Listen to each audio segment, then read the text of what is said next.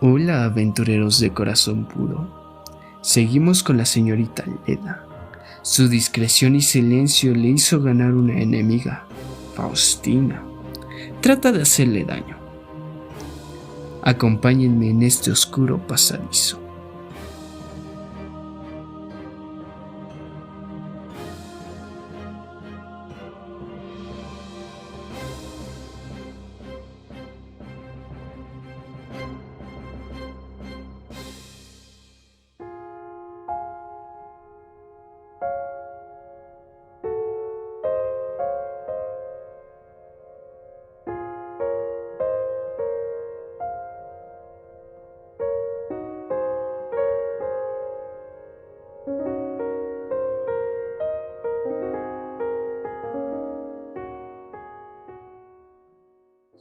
Te odio.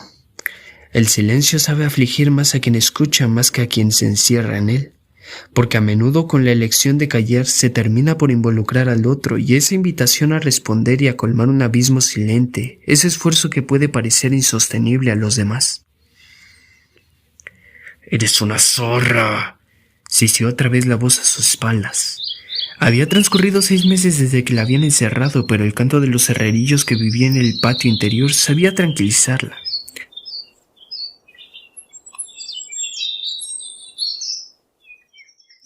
A Leda le estaba permitido pasear en oración y meditación, y ella escuchaba con agrado. El canto alegre de las aves le recordaba la vida de fuera, un mundo sonoro, penosamente opuesto a los ruidosos de la monotonía cotidiana y la elocución salmodiante de cada gente de la iglesia. A menudo tenía la impresión de que el trino y los virtuosísimos melodiosos de los herrerillos intentaban imitar a la de otros pájaros, y la cosa le hacía sonreír. ¿Quién sabe por qué? Los momentos que pasaba en compañía de las aves, sin embargo, eran pocos. Por orden del vicario general de su santidad, tras los ejercicios religiosos matutinos, cada reclusa, ya fuera detenida o educada, era instruida por las hermanas en todo tipo de tareas domésticas, del guardarropa a la lavandería, de la práctica de enfermería al de arte de cocinar y tejer, trabajos de remiendo, punto, hilado de lana, lino y cáñamo.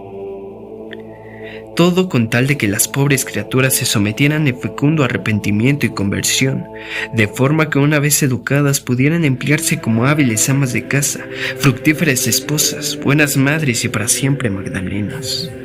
Algunas incluso llegarían a ser novicias y se unirían a quien ya moraba en el convento por su acérrima voluntad.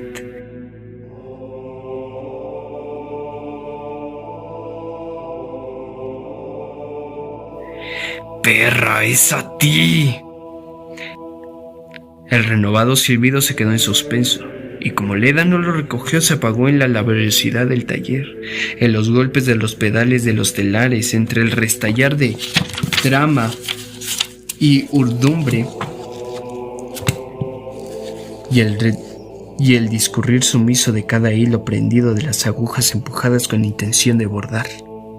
Las otras no lo advirtieron ni siquiera, y quien lo hizo no quiso prestarle atención. Leda ensartó impetérrita la aguja para trabajar en el punto, dando fantasía al tejido casi impalpable, pero mientras lo hacía advirtió nuevamente sobre el hombro el peso de los ojos cargados de rencor. Presionaban. Faustina llevaba en el Buen Pastor 2 años. Había sido sorprendida en fragante pasión con un padre que, de por sí ya mal dispuesto a perdonar, se había encontrado además a la hija embarazada de un fruto prohibido a duras penas saboreado. Se decía que el hombre había hecho llamar a un cirujano con el fin de que provocase a la hija una indigestión de perejil, y una vez tumbada, le abriese las piernas, la inmovilizara con correas y, tras haberla sedado con tintura de láudano, solo un poco para que recordase el dolor, le metieron un instrumento de hierro largo y curveado para empujarlo hacia adentro y desgarrar y arrancar a la criatura que, aunque minúscula, estaba aferrada al útero para llevarse raspado el pecado en definitiva. La madre de Faustina no había podido oponerse al marido, algo que no era usual, ni mucho menos costumbre, pero había encontrado el valor para engatusar al cirujano con medios oportunos. Había organizado una puesta en escena con tendones de una cría de cerdo y había inventado además un sistema de corpiños y fajas para embolcar al consorte, mientras éste, creyendo que había sido realizado el aborto, dirigía con él el debido respeto una petición al cardenal vicario de Celchi, el cual expresó su beneplácito en recluir a Faustina para que fuera reeducada en la vida resueltas en tremenda experiencia. Confiada a las hermanas en la oscuridad claustral del reclusorio, Faustina se había liberado de corpiños y fajas y había dado luz prematuramente a un feto ya muerto. ¡Es a ti! Aunque nunca habían hablado, Leda conocía su historia porque tenía el don innato de estar oportunamente en el sitio donde era posible escuchar a escondidas, y además no olvidaba ni siquiera el más mínimo detalle. Faustina había llorado, pasando muchas veces, en particular con Wanda, una desdentada de 50 años, tan pobre que no podía ser gorda, que una noche en verano había degollado al marido. Faustina debía de tener casi 30 años, pero por edad estaba ciertamente más cerca de Leda que de las otras reclusas. La población del refugio del Buen Pastore se componía más de mujeres hechas que de jovencitas. ¡Zorra! Leda insistía en el bordado, pero a la voz esta vez le siguió un empujón en el codo, que hizo que la aguja venciera la resistencia del tejido antes de tiempo. Leda no pudo impedir que la aguijón atravesara la yema del dedo índice y se hundiera en la carne, y advirtió un dolor penetrante, momentáneo. Estuvo a punto de volverse, pero agarrotó el cuello, y apretó la lengua entre los dientes lo suficiente como para permanecer en silencio. En un rincón de la estancia, Sor Arcángela, las facciones pedregosas vigilaban a los convictas, y Leda reconoció sobre su rostro de piedra pulida la concentración de quien había notado todo y tenía bajo control.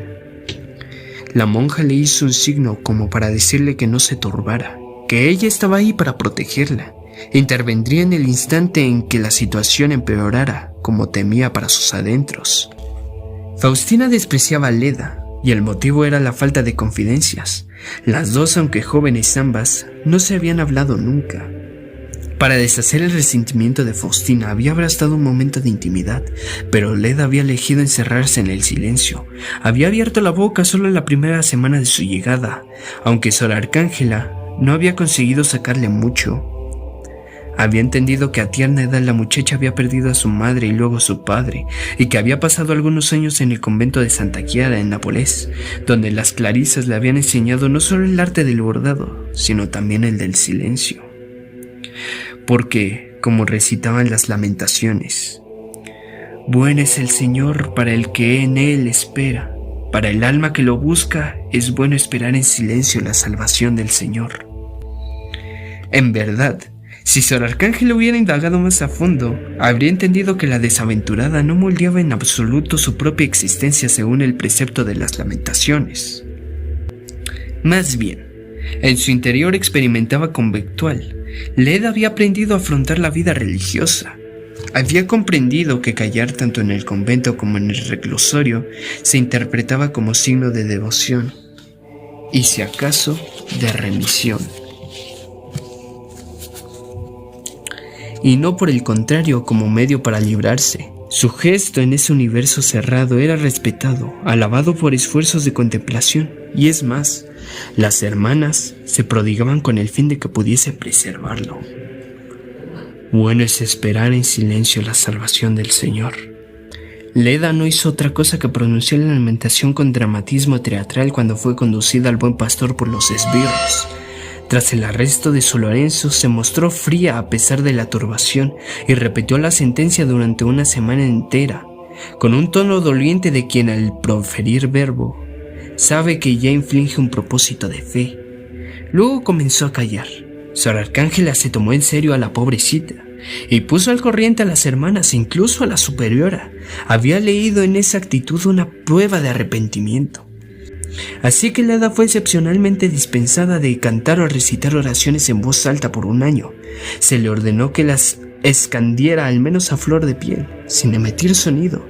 Se entiende una oración muda. ¡Rufiana! Ante esa nueva injuria, Sor Arcángela se movió. Leda permaneció con la cabeza gacha y observó la gota de sangre que afloraba lenta de la punta del índice. A sus espaldas, en tanto la monja se sentó junto a Faustina, que al ser reprendida montó en cólera, se revolvió de tal modo que tuvieron que llevársela. Las otras reclusas levantaron los ojos con curiosidad, pero los bajaron enseguida, y cuando el taller se aquietó, Leda decidió llevar el dedo a sus labios color leche y vino. Los entreabrió, apoyó el índice, sacó la punta de la lengua y reconoció el sabor de la sangre. Chupó a fondo, secó la herida.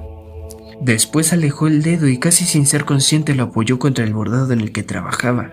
De la invisible herida destiló una gota delgadísima y una redondez púrpura imprimió en el candor del tejido. Leda examinó la mancha y sus ojos enviaron inculpables imágenes a la mente, la cual corrió a Lorenzo. El recuerdo asaltó a Leda como una llamarada del vientre, le subió al pecho hasta calentarle la garganta. Volvió a verlo, de cuerpo entero. Sintió el olor, las híspidas patillas anchas, el mechón que descollaba en el centro de la frente. Se volvió con él. Sintió un vacío en el estómago.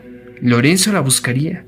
Encontraría el modo de hacerla salir otra vez, como ya había hecho en Santa Chiara. Estaba segura, si bien una duda silenciada por tremenda la vista de esa misma mancha de sangre comenzó a abrirse paso dentro de ella.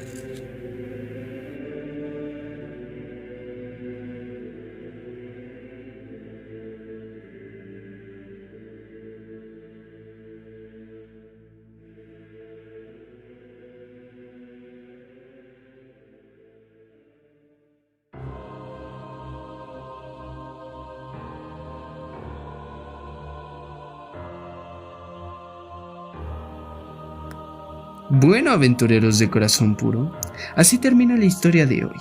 Es interesante cómo Leda resiste el silencio hasta más no poder. Para más historias, suscríbanse y recuerden, el valor es la virtud de un corazón puro.